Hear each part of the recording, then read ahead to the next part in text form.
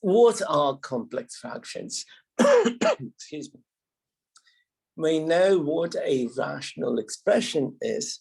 A rational expression is simply a fraction that contains polynomials in the numerator, polynomials in the denominator, and a complex fraction is simply a fraction within a fraction. So I'll start illustrating this with numbers and a simple variable or simple variables. Then I would show you a more complex case.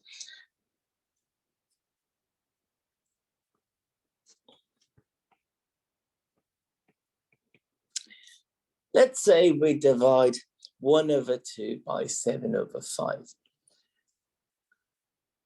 To keep things simple and easier, I'd recommend putting parentheses, but for the numerator and the denominator fractions, this way you don't make any mistakes. So we know how to multiply two regular fractions. We simply flip the denominator and multiply it to the numerator. So this would reduce to 1/2 multiplied by 5/7. So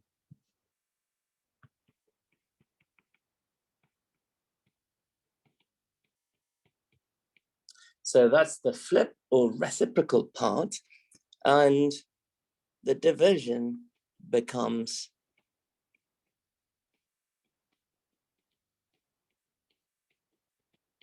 multiplication. So finally, this is the part we simplify. So 1 times 5, 5, 2 times 7, 14. We have 5/14. Now that is a rational expression. If you can simplify, or excuse me, that is a fraction in this case. If you can simplify, proceed further. Otherwise, stop.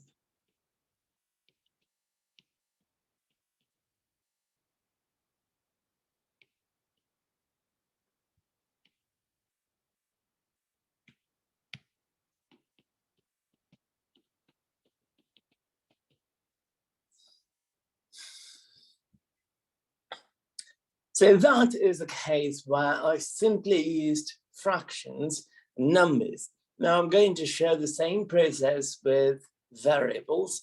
Suppose I have A/B divided by C/D. We will have A/B multiplied by D/C. That would result in A times D divided by B times C. As always,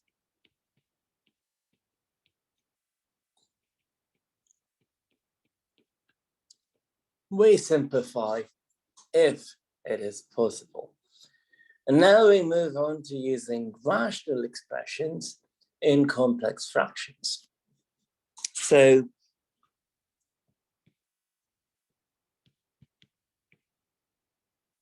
15/7x is a rational expression.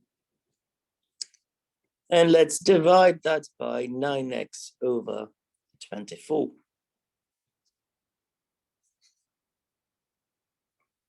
The process is the same, 15/7x multiplied by 24/9x. Now we know how to simplify rational fractions. Or rational expressions. 3 goes into 24 8 times. 3 goes into 9 3 times. 3 goes into 15 5 times. And that is the best we could do. So the numerator, 8 times 5 is 40. Denominator, we have a 7. And x times x, we have x squared. And this cannot be simplified further.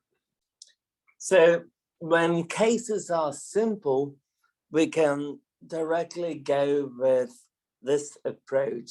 But if you have complex rational expressions, I recommend that you do the numerator and the denominator separately.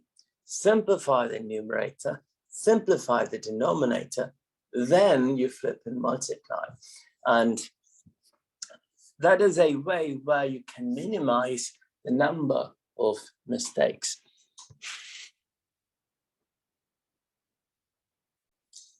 So this is a complex fraction, but the numerator and the denominator are not complex enough.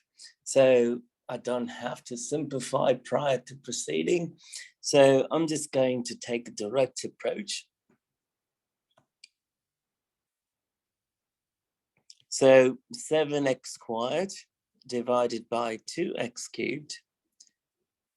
Flip the denominator, 4x squared over x. So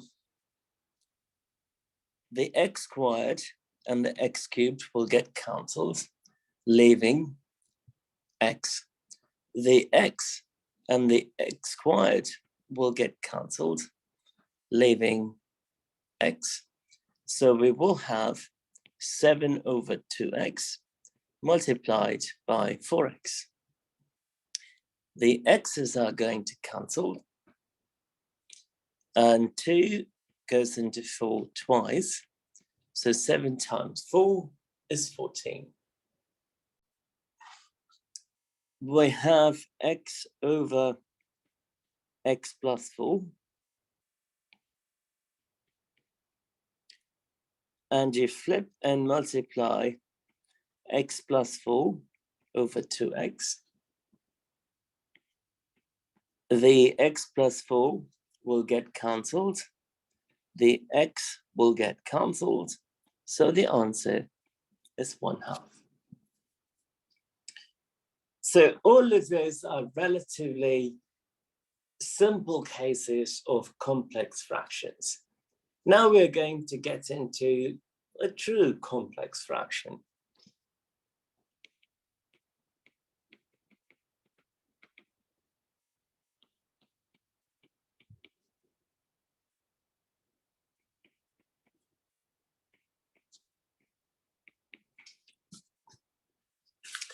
As you can see, this particular example has a lot going on. So what I'm going to do is to deal with the numerator first, simplify it, deal with the denominator first, simplify it, then flip the denominator and multiply. So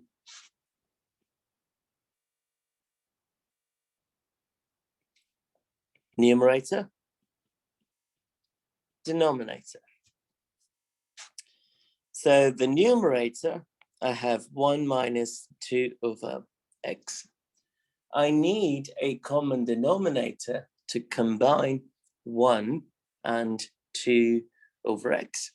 So what I'm going to do is I'm going to multiply and divide the 1 by x.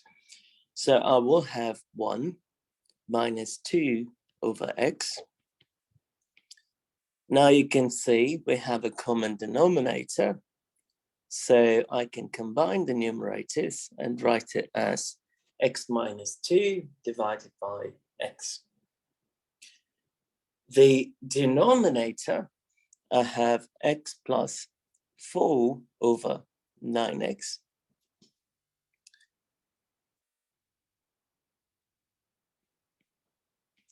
I have a 1 and a 9x there. I want to combine them.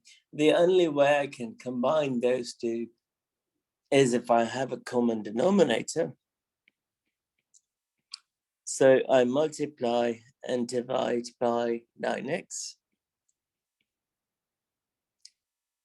So the common denominator is 9x.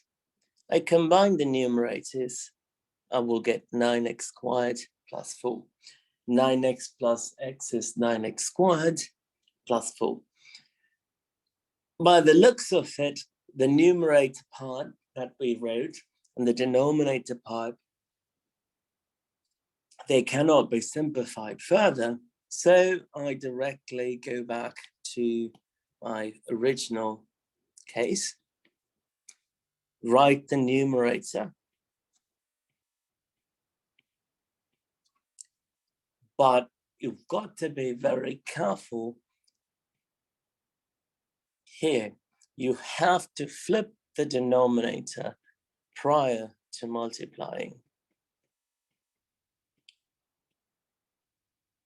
But that is a common mistake that people tend to make. So you do them separately, but you forget to flip.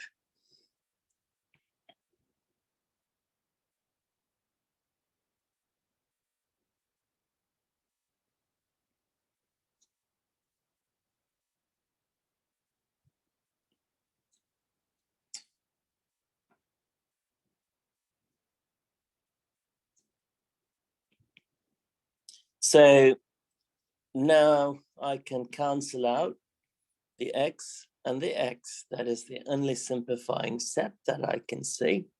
So in the numerator, I have 9 times x minus 2. And the denominator, 9x squared plus 4. There is nothing in common between 9 times x minus 2 and 9x squared plus 4. So we can leave it as is.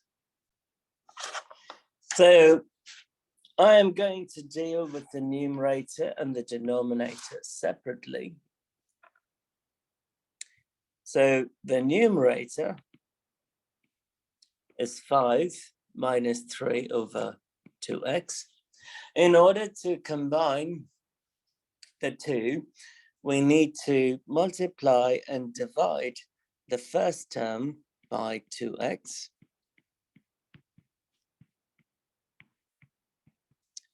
So we would have 10x over 2x minus 3 over 2x. So the common denominator is 10x minus 3 divided by 2x. The denominator is x plus 2 over 3x. We want to multiply and divide the first term by 3x. So we get a common denominator. So the common denominator is 3x. So we can combine the numerators. 3x times x is 3x squared plus, and then we have plus 2. By the looks of it, we cannot directly combine, simplify. So I am going to directly go for the flip and multiply step. So the numerator, 10x minus 3, divided by 2x. The denominator,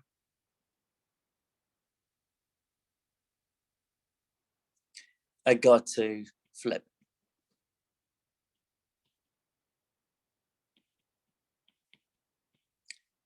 Now we need to simplify. The only term that is going to get cancelled here would be x and x. So we will have 3 times 10x minus 3 divided by 2 times 3x squared plus 2. As always, we try to tackle the numerator and denominator separately. Once you have enough practice, you can directly do it without separating. But until then, I strongly recommend that you do the numerator and denominator separately.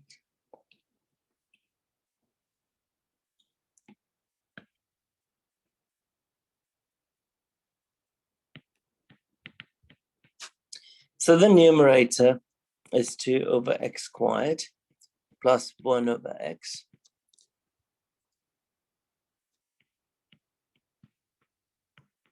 So to get a common denominator, I'm going to multiply and divide the second term by x. So we have x over x squared. So the common denominator is x squared, and we have 2 plus x.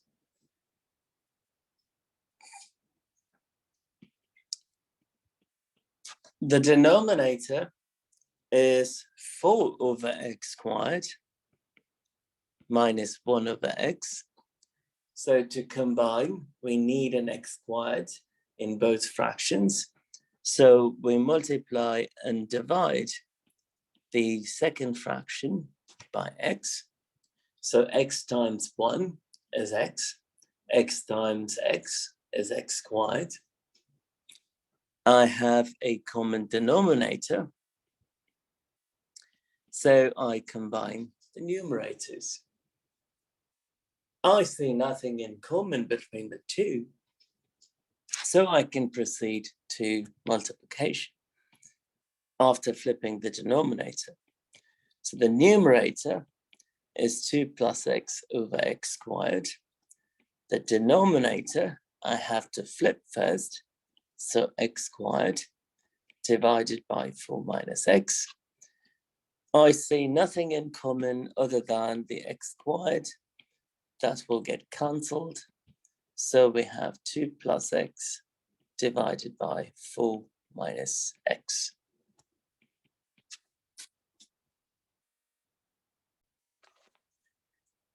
So I'm going to do the numerator and denominator separately.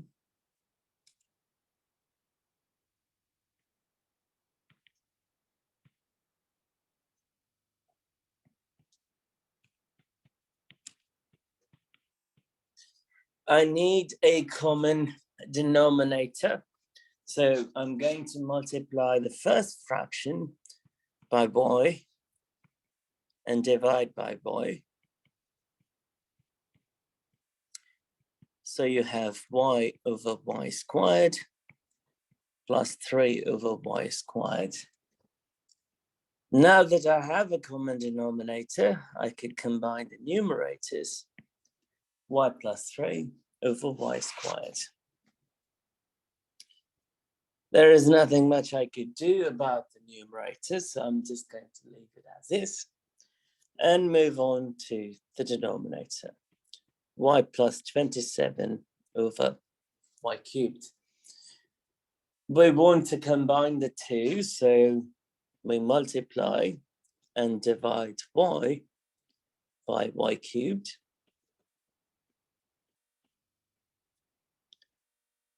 Y times y cubed is y raised 4 divided by y cubed plus 27 over y cubed. So we have a common denominator of y cubed.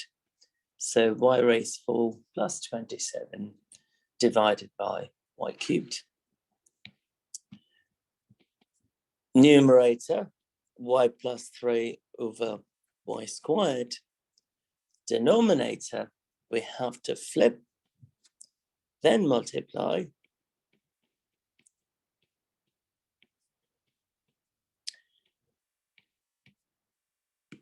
So y squared and y cubed will get cancelled, leaving you with y.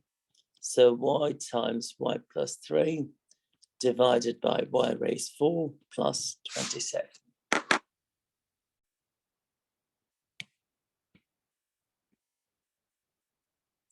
So the numerator, we have x minus 1 over x squared minus 4. I know there is nothing that could be simplified, but I look at the denominator and it is x squared minus 4, which is x squared minus 2 squared. So I could write it as x plus 2 times x minus 2. The denominator, I have 1 plus 1 over x minus 2. I need a common denominator, so I multiply and divide the first term by x minus 2. And now I have a common denominator, which is x minus 2. So I combine the numerator, x minus 2 plus 1, which is x minus 1 divided by x minus 2.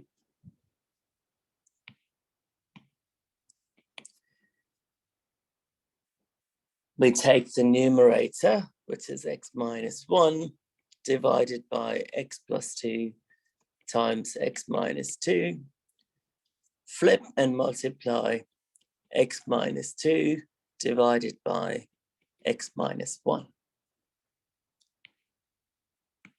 I see common factors.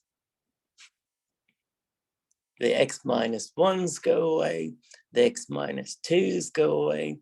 We simply have 1 over x plus 2.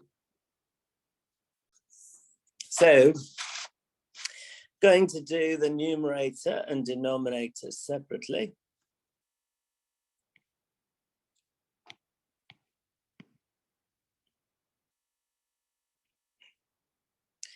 The numerator is x plus 3 over x squared minus 9. So in the previous problems we combined fractions, but here we just have one rational expression. I want to know if I can simplify this. So the denominator is a special product. I could write it as x plus 3 times x minus 3. X plus 3 will go away. We have 1 over x minus 3. The denominator is 1 plus 1 over x minus 3. We need a common denominator, x minus 3 over x minus 3 plus 1 over x minus 3. I get that common denominator by multiplying and dividing the 1 by x minus 3. So now that I have a common denominator, I can combine the numerators, x minus 3 plus 1, which is x minus 2 divided by x minus 3. So the numerator is 1 over x minus 3. Do not forget to flip x minus 3 divided by x minus 2.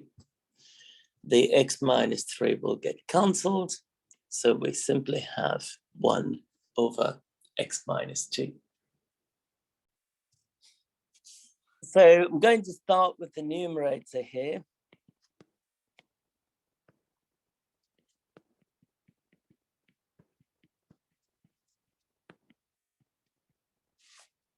So I need a common denominator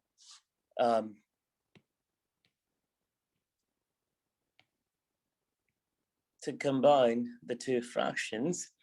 So they're completely distinct. So the common denominator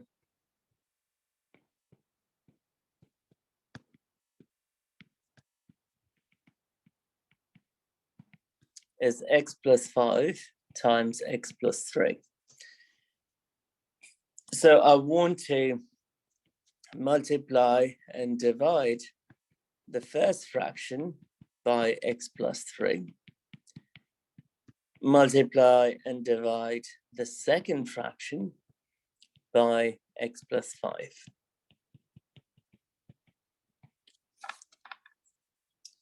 I have common denominators now, so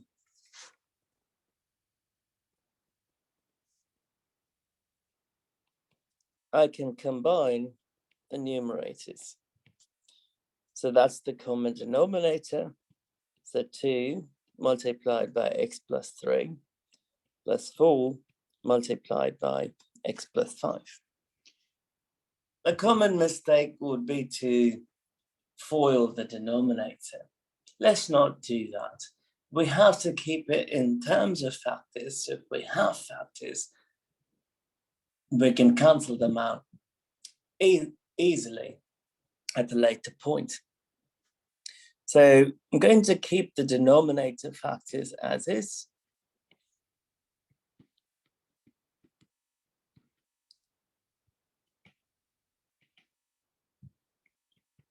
Distribute and combine like terms in the numerator. 2x plus 6. Distribute the 4 into x plus 5. 4x plus 20. That would give me 6x plus 26 divided by x plus 5 times x plus 3. You can see that there is a 2 in common in the numerator. So if I pull that out, I will have 2 times 3x plus 13 divided by x plus 5 times x plus 3. And now we move on to the denominator.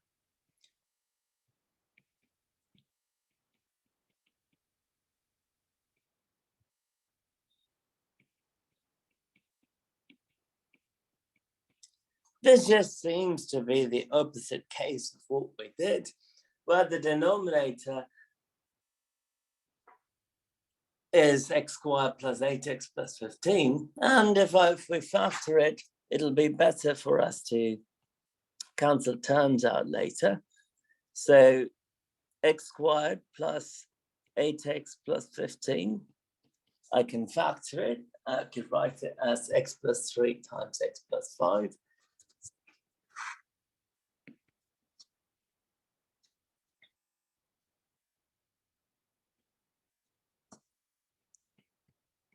So the numerator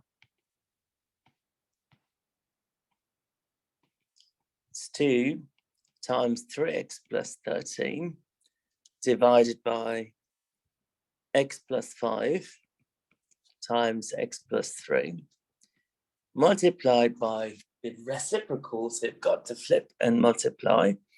X plus 3 times x plus 5 divided by 3x plus 13. X plus 5 will get cancelled. X plus 3 will get cancelled. 3x plus 13 would get cancelled. So the answer is simply 2. So the lesson that we've got to learn from this problem is sometimes in mathematics, we might encounter some really large or lengthier expressions. But if we know how to simplify, at the end of the day, it might get reduced to something as simple as 2, like in this problem. So we are going to take the numerator and denominator separately, and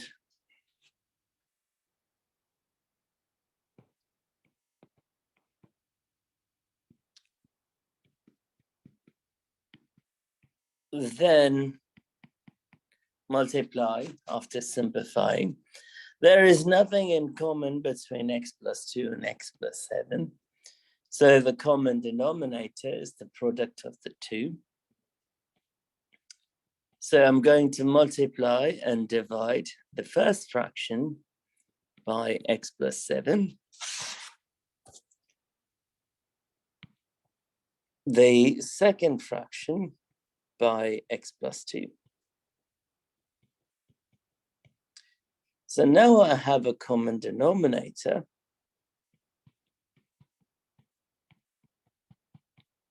So I can combine the numerators.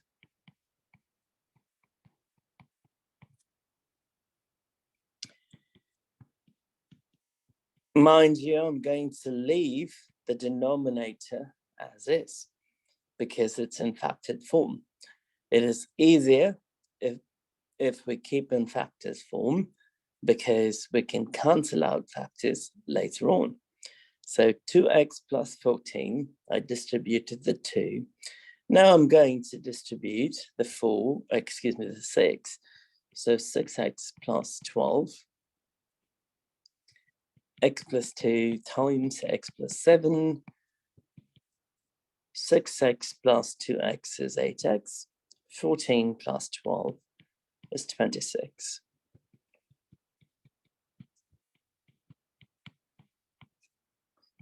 I have a 2 in common. If I pull that out, I would have 2 times 4x plus 13 divided by x plus 2 times x plus 7. That's the denominator. Excuse me, the numerator.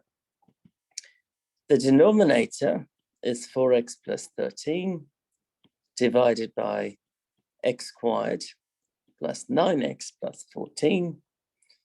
So we will have 4x plus 13 divided by, I have x squared plus 9x plus 14. I want to write it in a factored form. So x squared plus 9x plus 14, if I factor, I will have x plus 2 times x plus 7. There is nothing left for us to simplify further. So the numerator,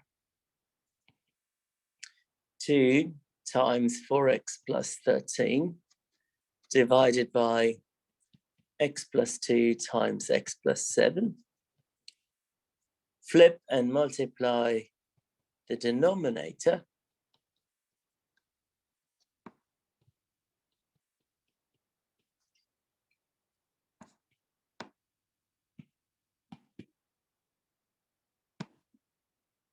The x plus 2 will get cancelled, x plus 7 will get cancelled, 4x plus 13 will get cancelled, and the answer is simply 2.